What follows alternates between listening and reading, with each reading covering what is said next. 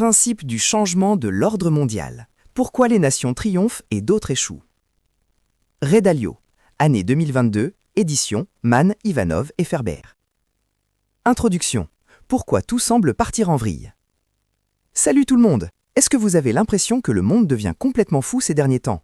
Une inflation qui dévore votre épargne, des tensions politiques qui divisent les familles et cette sensation permanente qu'une grande guerre pourrait éclater demain entre les superpuissances. Si vous vous sentez perdu, c'est normal. Aujourd'hui, on s'attaque à un monstre. Je parle du livre de Ray Dalio, le fondateur du plus grand fonds d'investissement au monde. Son livre, Principles for Dealing with the Changing World Order, les principes du nouvel ordre mondial, est une gifle de réalisme.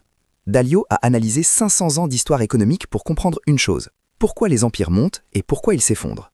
Spoiler, selon lui, nous sommes à un tournant critique. Mais ne paniquez pas tout de suite, on va décrypter ça ensemble pour que vous puissiez naviguer dans ce chaos.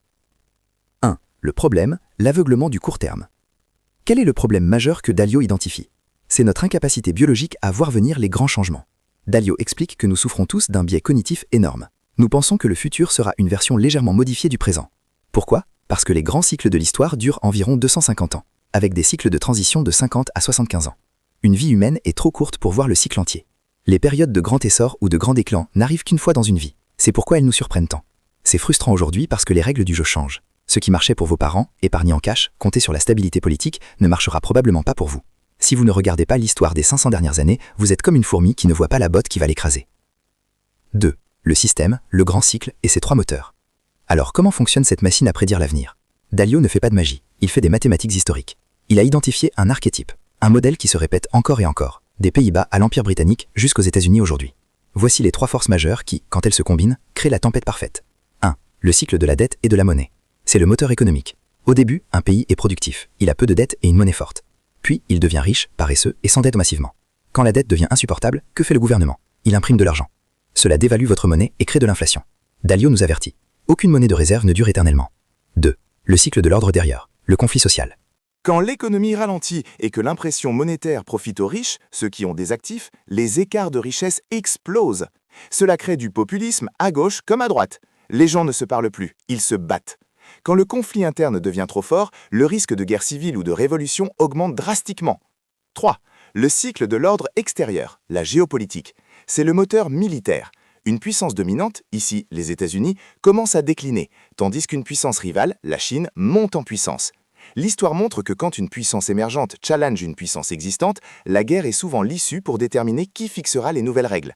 Selon Dalio, les États-Unis cochent aujourd'hui toutes les cases de la fin de cycle. Dette énorme, impression monétaire, division politique extrême et un rival extérieur puissant. 3. Application. Comment protéger votre avenir dès demain? C'est bien beau de savoir que l'Empire tremble, mais concrètement, on fait quoi avec notre compte en banque? Dalio n'est pas là pour vous faire peur, mais pour vous préparer. Voici comment appliquer ces principes. Ne gardez pas trop de cash. Dans les phases de fin de cycle, les gouvernements impriment de l'argent pour payer leurs dettes. Celui qui garde du cash perd de la valeur. L'inflation est le mécanisme silencieux de transfert de richesse. Investissez dans des actifs réels ou productifs. Diversifiez géographiquement. Si votre pays entre dans une zone de turbulence, conflit civil, déclin économique, avoir tout votre patrimoine au même endroit est suicidaire. Ne pariez pas tout sur une seule puissance, même si c'est celle où vous vivez. Regardez vers les pays qui sont dans la phase ascendante du cycle, productifs, éduqués, avec moins de dettes. Comprenez les cycles, ne paniquez pas. Savoir que ces crises sont mécaniques et historiques permet de garder la tête froide. Si vous voyez les signes de conflit interne augmenter, vous savez que c'est le moment d'être prudent, pas agressif.